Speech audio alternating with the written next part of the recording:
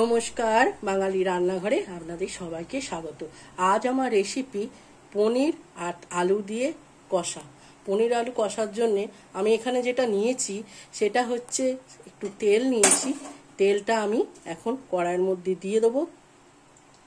এর মধ্যে আমি আলু এইভাবে কুচিয়ে রেখেছি। আলুটা এইভাবে আমি কুচিয়ে রেখেছি। এই আলুটা আমি এখন তেলটা গরম হলে আলুটা ভালো করে ভেজে নেব।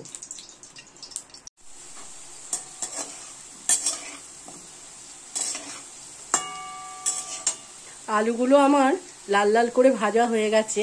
আমি এখন এই সমস্ত আলুটা আমি তুলে নেব। এখন আমি এই কড়াইয়ের তেলের মধ্যে দেবো একটা তেজপাতা, শুকনো লঙ্কা দুটো,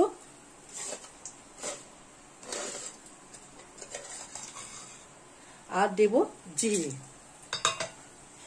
এখানে গরম মশলা দিতে হয়, কিন্তু আমাদের বাড়িতে সবাই গরম মশলা পছন্দ করে না, সেই জন্য এখানে গরম মশলা দিলাম না। আপনারা চাইলে গরম মশলা দিতে পারেন। এবার আমি এখানে দেব একটা পেস্ট তৈরি করে রেখেছি। এর মধ্যে আছে 1 ইঞ্চি আদা, 4টে শুকনো লঙ্কা, 2 চামচ জিরে গোটা জিরে, 1 চামচ ধনে, আর দিয়ে একটা টমেটো দিয়ে আমি একটা পেস্ট বানিয়ে রেখেছি।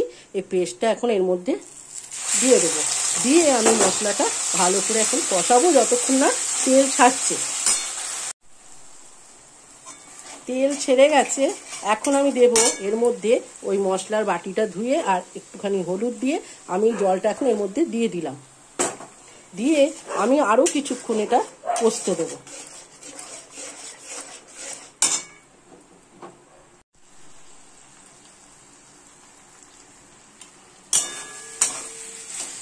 আমার কষানো হয়ে গেছে।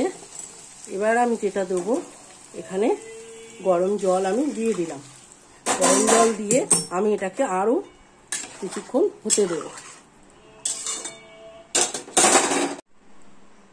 কষানো হয়ে যাওয়ার পর এটাকে আমি ফুটতে দিয়েছি যতক্ষণ না আলুগুলো একটু সিদ্ধ হয়। পনিরের আলুগুলো সিদ্ধ হয়ে গেছে।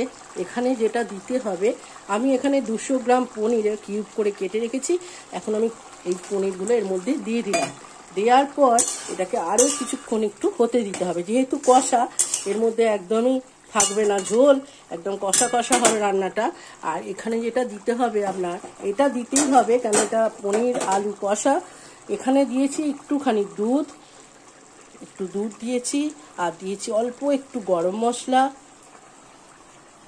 আর অল্প 1 চামচ মতন ঘি এর মধ্যে দিয়ে আমি এটাকে গুলে রেখেছি। ঘি, গরম মশলা, দুধ দিয়ে পনিরটা হচ্ছে।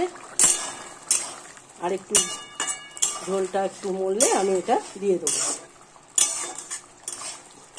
এই রেসিপিটি একবার আপনারা বানিয়ে খাবেন, যদি রুটি, ভাত বা পরোটা যার সাথেই খান না কেন খুব ভালো লাগে খেতে।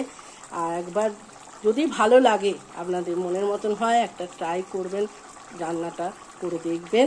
তাহলে একটা লাইক, শেয়ার আর কমেন্টের জন্য আপনাদের কাছে অনুরোধ রইল। ভালো থাকবেন, সুস্থ থাকবেন, ভালো খাবার খাবেন।